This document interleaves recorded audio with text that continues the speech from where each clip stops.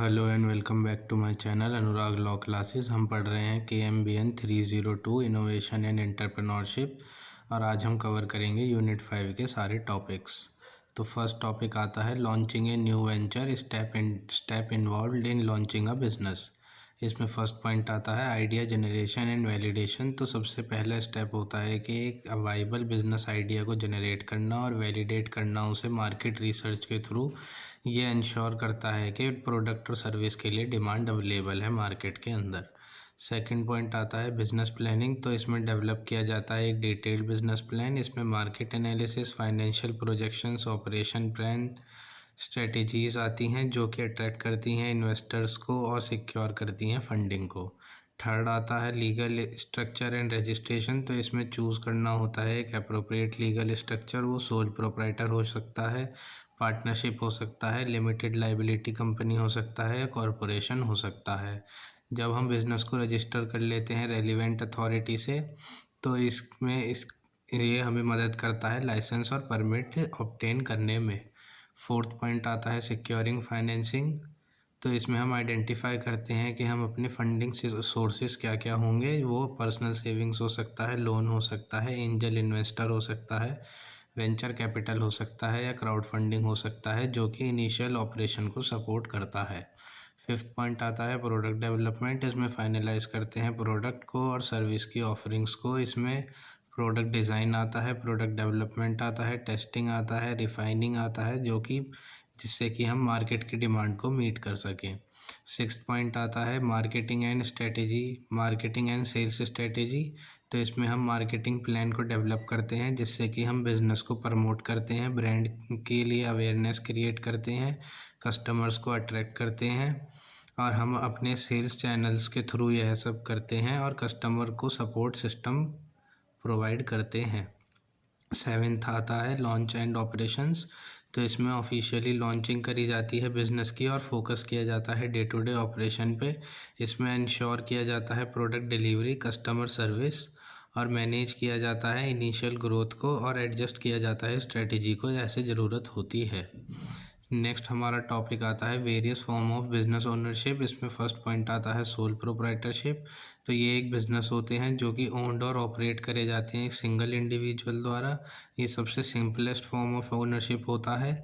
इसकी कोई legal distinction नहीं होती ओनर और बिज़नेस के बीच में।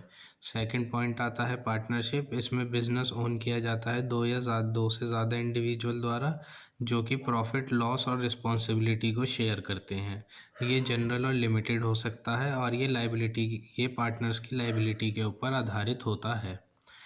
थर्ड पॉइंट आता है लिमिटेड लाइबिलिटी कंपनी LLC। ये एक हाइब्रिड बिजनेस स्ट्रक्चर है जिसमें कि लिमिटेड लाइबिलिटी होती है ओनर्स की या मेंबर्स की और इसमें फ्लेक्सिबिलिटी होती है पार्टनरशिप की और प्रोटेक्शन होती है कॉरपोरेशन की। फोर्थ आता है कॉरपोरेशन। तो ये एक लीगल एंटिटी है जिसमें कि ओनर और कंपनी दोनों सेपरेट होते हैं। इसमें एडवांटेज होती है लिमिटेड लाइबिलिटी की, मगर इसमें रेगुलेशंस और टैक्स रिक्वायरमेंट्स ज़्यादा होती हैं।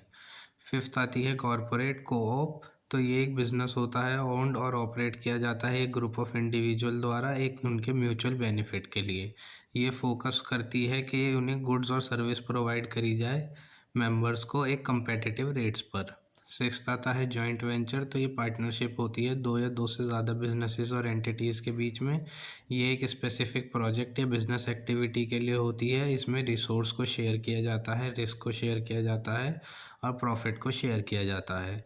सेवेंथ आता है फ्रेंचाइजी। तो इसमें एक तरीके की ओनरशिप होती है जिसमें कि फ्रेंचाइजी ऑब्टेन करता है कि बिज़नेस को कैसे ऑपरेट किया जाएगा और बिज़नेस की ब्रांडिंग, ट्रेडमार्क और ऑपरेशनल मॉडल फ्रेंचाइजर के। नेक्स्ट हमारा टॉपिक आता है रजिस्ट्रेशन ऑफ बिजनेस यूनिट। इसमें फर्स्ट पॉइंट आता है चूजिंग अ बिजनेस नेम। तो एक यूनिक नेम सेलेक्ट करना होता है जो कि ब्रांड को रिफ्लेक्ट करे और लीगल नेमिंग गाइडलाइंस के अनुसार हो और ट्रेडमार्क के लिए अवेलेबल हो। सेकंड आता है चूजिंग अ लीगल स्ट्रक्चर। इसमें हम रजिस्टर करते हैं बिजनेस को लीगल स्ट्रक्चर के अनुसार जैसे कि सोल प्रोप्राइटरशिप, LLC या कॉरपोरेशन, जिससे कि हम डिफाइन कर सकें ओनरशिप और लाइबिलिटी ऑर्गेनाइजेशन की। थर्ड आता है obtaining necessary license and permit. तो ये हर डिफरेंट टाइप ऑफ बिजनेस की डिफरेंट लाइसेंसिंग और परमिट्स होते हैं। हम लाइसेंसिंग और परमिट्स लोकल, स्टेट और फेडरल अथॉरिटी से ले सकते हैं ताकि बिजनेस ऑपरेट कर सके लीगली। फोर्थ आता है एम्प्लॉय आइडेंटिफिकेशन नंबर। तो इसमें अप्लाई करना होता है EIN के लिए IRS के थ्रू, जिसकी मदद से हम टैक्स रिपोर्टिंग कर सकते हैं और बिजनेस के अकाउंट को खोल सकते हैं। ये कॉरपोरेशन और पार्टनरशिप में ज़्यादा इस्तेमाल होता है।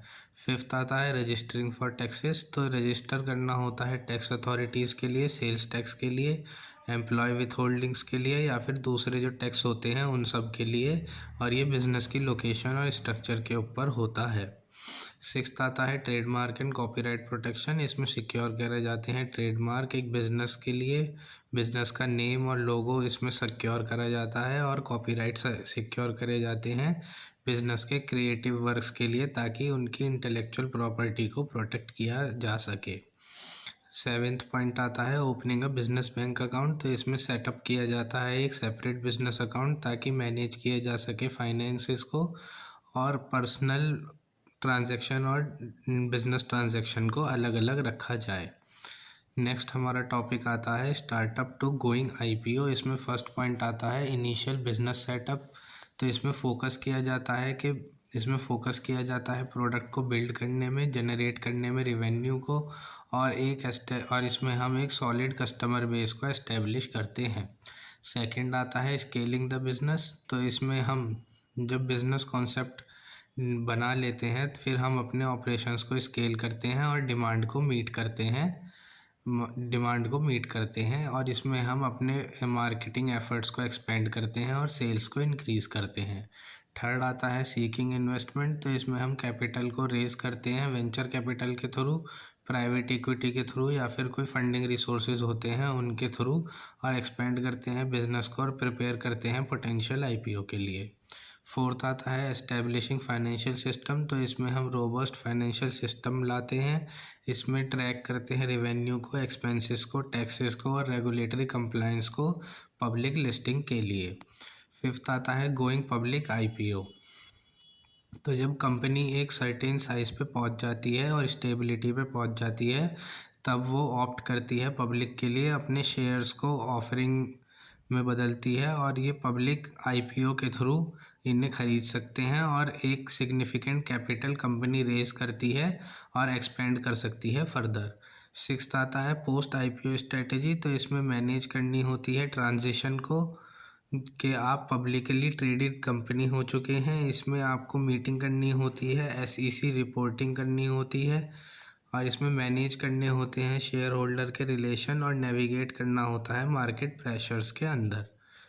लास्ट पॉइंट आता है सस्टेनिंग ग्रोथ। तो इसमें हमें कंटिन्यू करना होता है इनोवेट करना, एक्सपेंड करना और इंक्रीज़ करना अपनी प्रॉफिटेबिलिटी को, और हम मेंटेन करते हैं कॉरपोरेट गवर्नेंस के स्टैंडर्ड को, और इंक्रीज़ करते हैं शेयर होल्डर की वैल्यू को। नेक्स्ट हमारा टॉपिक आता है रिवाइवल, एग्जिट और एंड टू अ वेंचर। तो फर्स्ट पॉइंट आता है रिवाइवल स्ट्रेटेजी। अगर बिजनेस चैलेंजेस फेस कर रहा है और रिवाइटलाइजेशन एफर्ट्स में रीब्रांडिंग आता है, रीपोजिशनिंग आता है, कॉस्ट रिडक्शन आता है, रीस्ट्रक्चर करते हैं हम और रीगेन करते हैं अपने मार्केट में पोजीशन को। सेकंड पॉइंट है एग्जिट स्ट्रेटेजी। तो एंटरप्रेन्योर डिसाइड कर सकते हैं कि वो बिजनेस से एग्जिट ले सकते हैं, और ये एग्जिट सेलिंग के थ्रू आता है, मर्जिंग के थ्रू आता है, और एक्वायर करते हैं नए पार्टनर और इन्वेस्टर को। एक कॉमन एग्जिट ऑप्शन है जो कि सेलिंग होता है, हम अपनी कंपनी को कंपेटिटर को सेल कर देते हैं, या फिर मैनेजमेंट बाय आउट करते हैं, या फिर पब्लिक कर देते हैं कंपनी।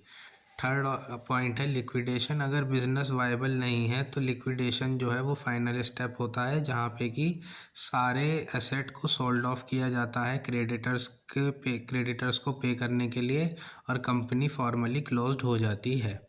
फोर्थ पॉइंट आता है सक्सेशन प्लानिंग। तो हम डेवलप कर सकते हैं एक प्लान ताकि हम लीडरशिप को पास कर सकें नए ओनर्स और फैमिली मेम्बर्स को, और ये इंश्योर करता है ऑपरेशंस को और लीडरशिप्स को। फिफ्थ पॉइंट आता है बिजनेस स्केल। तो एंटरप्रेन्योर चूज़ कर सकते हैं कि कब वो अपने बिजनेस को सेल कर सकते हैं। वो पोटेंशियल बायर्स को कभी भी फाइंड कर सकते हैं और नेगोशिएटिंग टर्म्स भी ला सकते हैं और ट्रांसफ़र कर सकते हैं ओनरशिप को। सिक्स्थ आता है बैंकरप्सी। अगर बिजनेस रिकवर नहीं कर पाता है तो वो बैंकरप्सी के लिए फ़ाइल कर सकता है। ये एक सॉल्यूशन होता है जिससे कि रीस्ट्रक्चर और डिस्चार्ज किया जाता है डेब्ट से लीगली। सेवेंथ और लास्ट पॉइंट आता है एग्जिट वाया एक्विजिशन। तो एक कंपनी कभी भी चूज़ कर सकती है कि वो कभी भी एक्वायर हो सकती है किसी दूसरे बिजनेस द्वारा, जब वो देखती है दूसरे बिजनेस की पोटेंशियल वैल्यू उसके प्रोडक्ट, ब्रांड और मार्केट प्रेजेंस के अंदर। ये हमेशा लीड करता है एक ओरिजिनल बिजनेस के क्लोजर के लिए, और ये फेवर करता है कंपनी के इंफ्रास्ट्रक्चर को।